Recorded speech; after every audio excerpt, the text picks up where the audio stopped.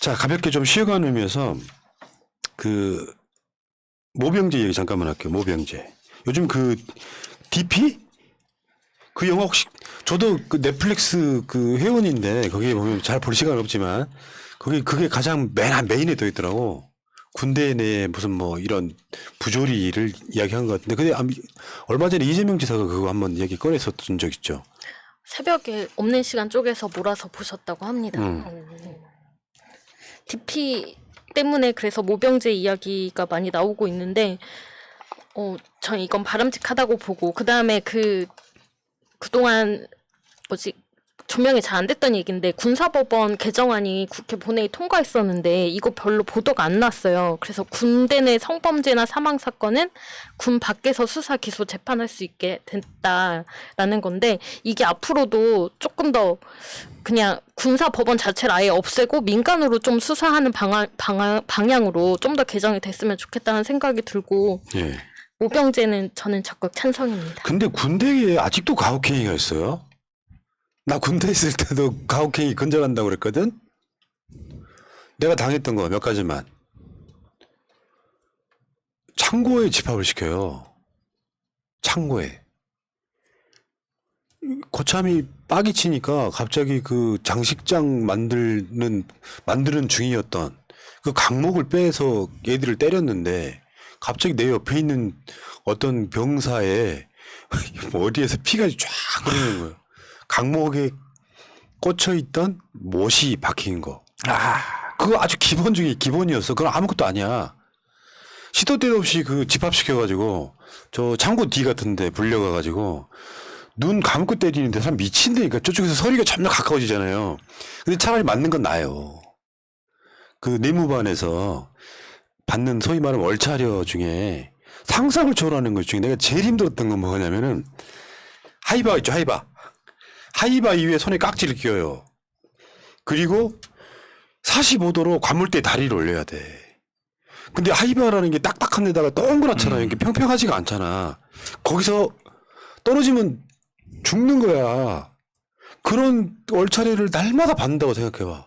내 새끼는 군대 보내기 싫어지죠. 저는 군대 경험이 사실 저는 공중보건인 출신이라 3년 내내 욕창이랑 싸우다 와서 근데 이제 제가 경험했던 것 중에 진짜 제가 좀 가슴 아프게 기억하는 게 젊은 병사였어요. 근데 배가 아프다고 응급실에 왔는데 엑스레이 찍어보니까 복부에 공기가 꽉 차 있는 거예요. 그거는 장이 터졌다는 거거든요. 그리고 젊은 나이에 장이 터질 만한 그것도 규칙적인 생활을 하는 젊은 나이에 장이 터질 만한 거는 복부 외상밖에 없어요. 맞았지? 하고 뭐 안 맞았습니다. 맞았지? 안 맞았습니다. 옷에 흙이 묻어 있는데? 하고 물어보는 게 그래도 안 맞았습니다. 그러는 거야. 그 앞에 그래도가 귀에 팍 꽂히는 거예요.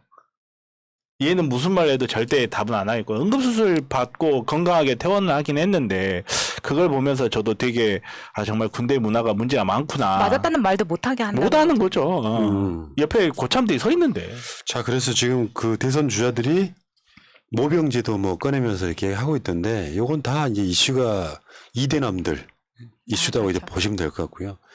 군대 가기 싫은 지금 뭐 백신 후유증 무섭다고 뭐 백신 안 맞겠다는 젊은 층이 있는 것 같고 저는 뭐 젊은 사람들이 국가를 위해서 청춘 지금 군대가 몇 개월인지 모르겠는데 그 바치겠다 이것까지도 바라는 건 좀 무리라고 생각해요. 그게 이제 기성 세대들의 가치관일 수도 있는데 문제는 저도 군대 모병제 하는 거 100% 찬성합니다. 그 막 사람들 데려다가 막 18개월이든 20개월이든 군대 생활 시키면서 최근에 문재인 정부 들어서 월급 엄청 올려줬잖아요. 제대할 때쯤 되면 돈 좀 모을 수 있게끔 뭐 올려주고 2025년인가 되면은 한 달에 월급이 뭐 100만 원 넘어가더라고요. 진짜 부럽다는 생각이 솔직히 들어요. 한 번 더 가세요 그러면. 한 번 더 가실 용이. 가면 이제 지금 별 달아야 될 나이라. 우리 때 월급 12,000원. 병장 월급 12,000원. 와. 생명수당 15만 원. 3개월에 한 번씩 나왔었는데 아무튼 짧게 이야기해봤고요. 여기서 지금 이야기해보고 싶은 사람 중에 하나가 홍준표. 윤석열보다 오히려 가능성이 높아지고 있는 사람이에요. 대안이 없다 보니까 아까 말씀드린 건 윤석열은 최악이고 홍준표는 차악 좀 되는 인물인데 그 이제 면접 보고 있잖아. 지금 아마 방송 나가는 타이밍에 면접이 끝났을 텐데 무슨 질문을 하면 있잖아요. 나도 이제 정말 비위가 좋은데 한 20분 정도 면접을 하거든요. 그 박선영이라고 옛날에 그 자유선진당 국회의원하고 진중권하고 또 모르겠는 무슨 좌파라고 하는 나와가지고 3명이 면접을 보는데 뭐 어려운 질문 나오면은 그 사람들은 나 안 찍어요 막 이래. 뭐 그러니까 이게 피해가는 방법만 있지 내가 사람이 자기가 한 말도 모르더라고. 그러니까 자기가 옛날에 이런 이야기 했는데 왜 지금 말이 달라졌냐. 내가 그랬어요? 옛날에 그 여러분들 기억하실지 모르겠는데 이명박 BBK 때 나경원하고 홍준표가 이명박 실드 치다가 답변이 막히면 뭐라 그랬냐면 이 홍준표가 식사했어요? 요게 그때 피해가 방법 중에 하나예요. 식사준표. 근데 완전히 이 사람은 내가 그러니까 윤석열 때문에 상대적으로 멋있어 보이는 거지 완전 개꼴통. 그 진주구려는 자기가 어쩌고저쩌고 뭐 하면서 또 그걸 실드를 치더라고. 근데 그렇게 기억 못한다고 답변하는 사람들을 심지어 이거 국민 면접 한다고 모였는데도 불구하고 이렇게 대답을 하는 사람들은 대통령 될 자격이 없다고 생각합니다. 그리고 일단 기억력이 이렇게 안 좋은데 어떻게 나라를 맡길 수가 있어요. 그 정치에 정말 관심 없는 제 동생, 제가 하라는 대로, 제가 뽑으라는 대로 뽑는 제 동생이 지금 가족 채팅방에 저와 상관없이 지금 올린 글인데, 와, 국민의힘 국민면접, 황교안 왜 이렇게 웃김? 이렇게 적어요. 그러니까 일반 국민이, 아무 관심 없는 국민이 봐도 웃기다는 거죠, 이거 자체가. 근데 이거 영상을 찾아서 보니까 기사로 보면 되게 드라이한데 영상을 보면 그 홍준표의 얘기에 면접관들이 다 박장대소 합니다. 너무 웃겨가지고 재밌어서. 그러면 그 상황이 그냥 저 20대 남자들한테는 예능 중에 하나로 보일 거라고 생각해요. 그냥 재밌는 사람, 센스 있는 사람 정도로. 그렇기 때문에 그냥 그 인기가 좀 높은 거라고 생각이 드는데. 그러면 여기에 최대집을 넣어서 같이 했으면 완전 골든팀인데? 최대집 그렇게 안 웃긴데. 웃겨요. 그 중에 나왔던 이야기 중에 국회의원 숫자 200명으로 줄이는 거 있잖아요. 굉장히 위험한 발상이라니까. 미친 생각이죠. 국회의원은 늘려야 됩니다. 제 일관된 주장은 500명 좀 늘려야 돼요. 네. 그리고 보좌관수 대폭 축소하고 그 중에 반 이상은 비례대표로 바꿔야 돼요. 특권을 줄여야지. 아니 의사들이 갖고 있는 특권 줄이는 가장 좋은 방법이 뭐예요? 의사 숫자 늘리는 거예요. 법관들이 갖고 있는 특권 줄이는 가장 좋은 방법은 법관 숫자 늘리는 거예요. 근데 왜 국회의원만큼 숫자를 줄이려고 하냐고요. 대한민국은 5천만 명의 국민들이 그리는 그림이에요. 5천만 화소짜리 사진이라고. 이거를 300화소 줄이는 건 말이 안 되는 거거든요.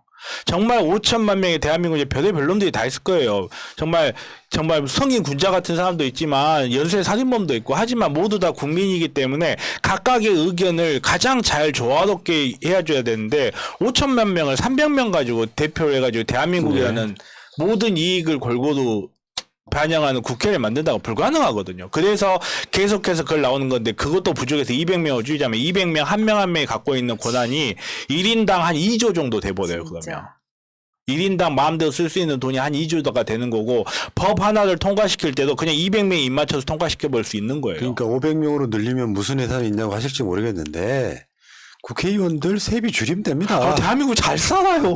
그러니까 굳이 말하자면 예산 안 늘릴 거면 문제는 그렇게 해서 한 250명 정도가 비례대표로 있으면 자기 전문성 갖고 계속 그것만 하는 거예요.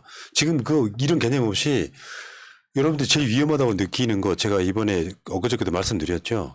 홍준표처럼 표퓰리즘 특정 계층의 사람들이 좋아할 만한 거 저 새끼들 사형시켜버려야 돼. 대통령이 할 말은 아니고요. 정말 생각 없는 거죠. 그런 사람들이 지금 윤석열보다 상대적으로 나아 보인다는 게 정말 대한민국의 비극인 거고요. 얘네들이 대통령 될 일은 저는 없다고 보지만 비판을 할 건 해야 됩니다. 그러니까 얄팍하게 사람들이 저거 차용지 부활시켜가지고 다 그냥 싹 쓸어버려야 돼. 이 과정을 일반인 할 수 있는데 대통령 되려는 자는 그런 얘기를 쉽게 뱉으면 안 된다는 거죠. 자, 근데 거기 탈이 났어요. 홍준표가 면접을 갔다 와가지고 26년 정치하면서 대통령 후보를 면접하는 것도 처음 봤고 또 면접하면 모욕 주는 당도 생전 처음 본다. 분위기 좋았거든. 봤지 동영상에. 공천관리위라면 이해가 가지만 공천이 아닌 경선관리위가 이걸 왜 하냐 하면서 이제 뒤끝을 부려요. 유승민도 마찬가지고. 유승민은 뭐라 그랬냐면 특히 면접의 경우에 면접관에 문제가 있다. 제가 알기로는 진중권 교수는 윤석열 후보를 공개적으로 지지한 사람인데 선관위가 어떻게 저런 분을 면접관으로 모셨는지 모르겠다. 그러니까 맞는 말이네. 지금 진중권은 윤석열을 지지했단 말이야. 근데 그런 사람 하나를 면접관으로 데리고 오면 어떡해. 그랬더니 또 이 촉새가 페이스북에 또 글을 씁니다. 국민 면접관 제의를 받아들이면서 두 개의 조건을 내걸었다. 하나는 매우 까칠할 것이니 딴소리하지 마라. 둘째, 이편 저편 가리지 않고 까칠하게 할 것이니 나중에 누구 편을 들었니 이따위 소리 하지 마라. 이 두 조건을 받지 않을 거면 안 하겠다. 근데 이 얘기가 후보들에게 전달이 안 됐나 보죠? 유승민에 대해 할 말이 있는데 적당한 기회에 하겠습니다. 바로 탈라잖아. 이 당은. 되게 웃기지 않아요? 솔직히 말하면 나는 국민의힘 편이에요. 최소한 진중권 편은 아니야. 이 촉새 새끼 이거 당연히 탈날 줄 알았어 내가. 오늘 또 연달아서 그 면접을 했잖아요. 근데 오늘 또 초입에 이제 이런 얘기를 하더라고요. 그러면서 무례할 테니 용서해달라고 했다. 이거 내가 때릴 테니 용서해달라고 했는데 뭐가 문제야? 이거랑 뭐가 다릅니까? 이게 이런 말을 하는 게 진짜 더 부적절할 수도 있어요. 말 그대로 어떤 당과 이야기하면서 내가 나가겠다. 그 대신 이런 조건이 있다라고 이야기할 수 있잖아요. 근데 그 조건을 밖에 나와가지고 자기한테 뭐라고 한다고 해서 이야기해버려. 제가 봤을 때 이게 더 나빠요. 아니 근데 진중권 자체가 나는 모르겠어요. 걔가 어떤 의미의 사람들한테 유명해졌는지를. 야 인터넷 농객으로보다 내가 더 선배라니까? 나이는 어리지만? 근데 걔가 목소리가 좋아. 생김새가 좋아. 사실 솔직히 말해서 조국 장관의 그 배신하는 거 보면서 저런 자는 그냥 기회주의자라고 하는 거지 뭔 저런 게 뭐 사회적 셀럽이고 무슨 가치관이 있습니까 얘한테. 사회운동을 해서 뭔가 사형제 폐지를 위해서 뭔가 노력을 했습니까. 가치로 따지면 조국이 이런 찌끄러기 기회주의자보다는 한 500배 훌륭한 사람인데 이런 애 데려다가 이런 애 데려다가 이미지만 얻겠다고 이런 걸 하고 있는 거예요. 나는 유승민이나 홍준표에 전적으로 공감해요. 저런 촉새 같은 게 나와가지고 혼자, 그러니까 뭐 되게 시크해 보이긴 하는데 아는 것도 없어 보이고, 말 어렵게 하는 애들이 무식한 거예요, 사실은. 내가 전에 그런 얘기 한 적 있지.